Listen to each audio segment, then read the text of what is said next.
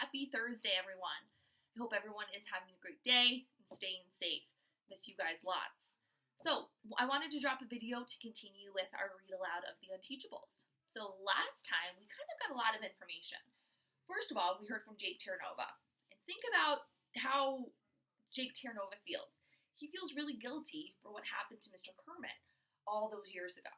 And he's trying to make amends, but he still hasn't come right out and said he was sorry. Now we're in Kiana's point of view. And Kiana is kind of describing what's going on in the class. This isn't like the normal class experience that they've had in SCS 8. Mr. Kermit is teaching them different types of lessons. They have the bunny tails that they're working for. So that's what we're going to continue today in our story. Like any athlete, Barnstorm's competitive. But since he's sidelined from sports, all that competitive energy gets channeled into good bunnies. His parade of puffy tails stretches past the basket of carrots, off of the poster, and 2/3 of the way across the wall.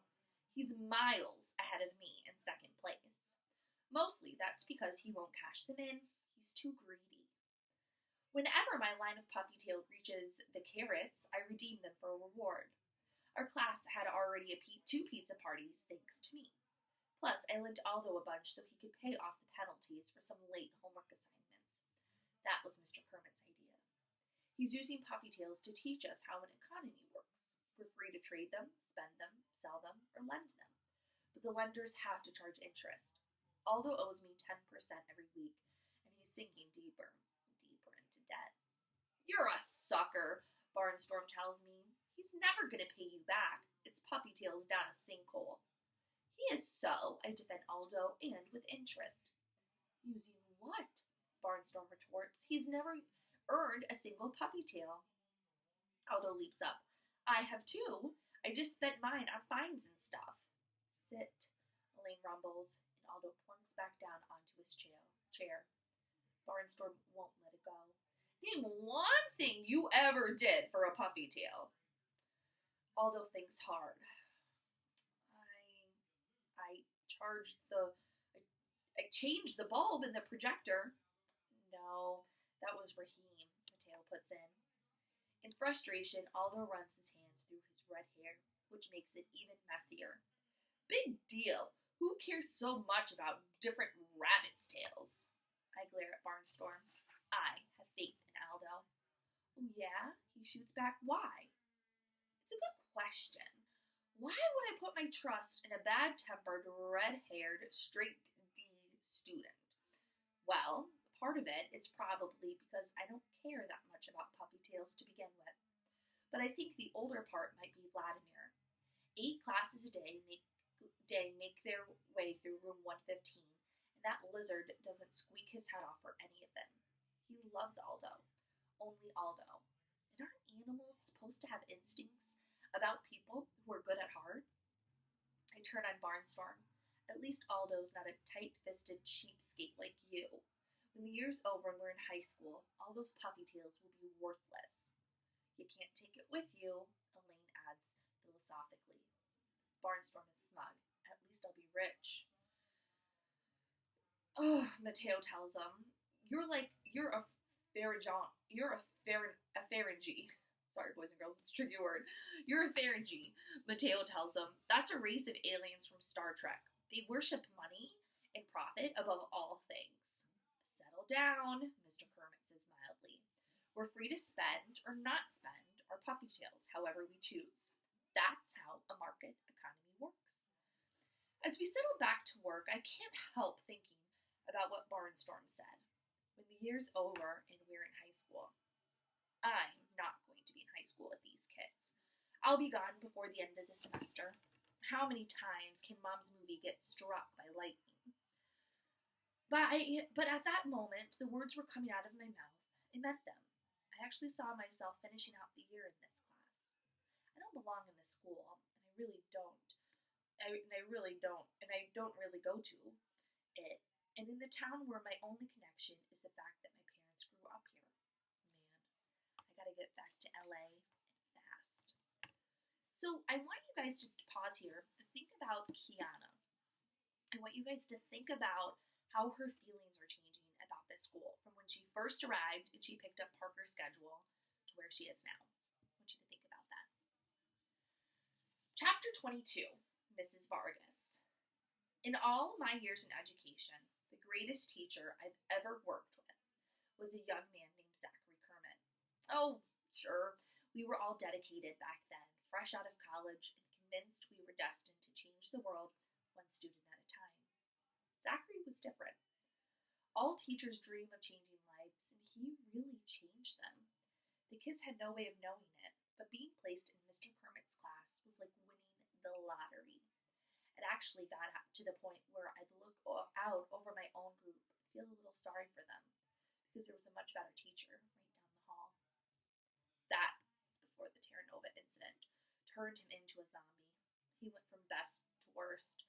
If I were doing my job, I'd have fired him long ago, because heaven knows he wasn't doing his job. Maybe I didn't see things clearly enough because he was a friend, or maybe I was waiting for the teacher he once was to reappear. But after 27 years, even I had to know the old Zachary Kermit was gone forever. Well, guess what? He's back! And it took the worst group of kids in the whole district to make this happen. That's what brings me to the district offices this afternoon. The first semester progress reports are out, and I can't wait to share the big news with Dr. Thaddeus. When it's my turn, I don't even say hello to my boss. I just march in and place the 7 pages on the blotter in front of them. What are these? He asks. Progress reports from SCS8, I tell him. Be prepared to be amazed. He sifts through the papers, giving a cursory scan to each. You're right, he says finally. I am amazed that an experienced administrator like yourself would be fooled so easily. I'm shocked. Fooled? Look at those results. Okay, they're just brief summaries, but last year these kids were all floundering. This is miraculous. It would be, he concedes, if it was real. Why wouldn't it be real? Zachary Kermit is a fantastic teacher. Sure, he was in a funk for a while. I'd hardly describe 27 years as a while, the superintendent puts it dryly. But these kids and their needs have brought him back, I persist. It's wonderful. It's phony, he retorts. Zachary would never falsify student reports. To keep his job long enough to finish out the year, he would, he tells me. Your Mr. Kermit has figured out that he's on thin ice, and he would do anything to make sure he qualifies for early retirement. Not this, I say stoutly. I'll admit Zachary hasn't been the greatest teacher up until now, but his integrity has never been in question, even at his very lowest point. He never claimed to be anything that he wasn't. There's a difference in those kids now. And it's not just Zachary. The phys ed coach sees it. The lunchroom monitor sees it. Emma Fountain sees it. I see it. They're not angels, but they're better. They go on field trips. A local business leader has taken them under his wing. What local business leader? Jake Terranova? I admit. I know it's a little odd. He laughs. Spare me. I reject this so-called wonder of yours. In fact, he takes out a large ring binder and begins flipping pages. I've been reviewing the district contract, and I'm sure you're familiar with Article 12, subsection 9. Refresh my memory? I reply warily. He smiles. It states that any teacher presiding over declining test grades in a core subject for 3 straight years can be found deemed ineffective educator and fired for cause. I'm appalled. You mean Zachary? He's been moved around so much you couldn't possibly blame any classes failing on him. There's a formula, he explains. You calculate a baseline using past performances of individual kids, and it just so happens that Mr. Kermit's students have shown declining results in the state science exam for the past 2 years. If the assessment at the end of the month goes the same way, I've got him. I don't even watch my words. That is so unfair. He raises one jet black eyebrow. How can you, of all people, say that? You just told me you turned this class around. But that's true. They'll ace this test. And Mr. Kermit has nothing to worry about. I bite my tongue. This man is my boss. He speaks for the school district, and what he says goes. He may be a stinker, but that doesn't change the fact that it's everybody's job to carry out his instructions. Besides his being sarcastic, but in case he happens to be right, Zachary has really transformed that class. They don't have to ace the science test. They just have to do better to beat their scores from past years. How hard can that be? Tests like this got them placed in the SCS 8 in the first place. I leave the office feeling a lot better about Zachary's chances of making it through till June. Still, it can't hurt to pass on a suggestion that he might want to do some extra test prep for the upcoming science assessment. Forewarned is forearmed. Zachary Kermit is a good teacher to lose his retirement just because a cranky superintendent can't forgive him for something that was never his fault in the first place. Chapter 23, Kiana Rubini. Cut it, Chauncey! My half-pint brother is crawling all over my notes, which are spread out around me on the floor of the den. His onesie is open, and his diaper is sagging, and his teeth are drooling. An action figure of a Power Ranger or Transformer clenched in his little fist. Mateo could probably ID it. I make a mental note to Snapchat him a picture.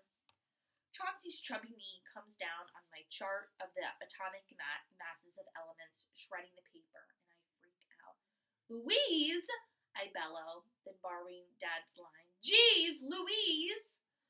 Chauncey is startled and bursts into tears. I feel bad about that. Pesky as he is, you can't help getting used to a cute little guy who seems to love you for no logical reason. On the other hand, I need my chart of atomic masses, just like I need my periodic table and all the other notes I have carefully organized on the floor. I'll never understand teachers. Sure, I get Mr. Kermit has come back from the land of lost crossword puzzles, but now, totally out of nowhere, he's science crazy. I want you to pause right there, guys. Think about what information we just learned. Why would Mr. Kermit be so science crazy? The state science assessment is on October 23rd, he announced last week. This is our chance to prove that our class can do as well as any other group, maybe better than some.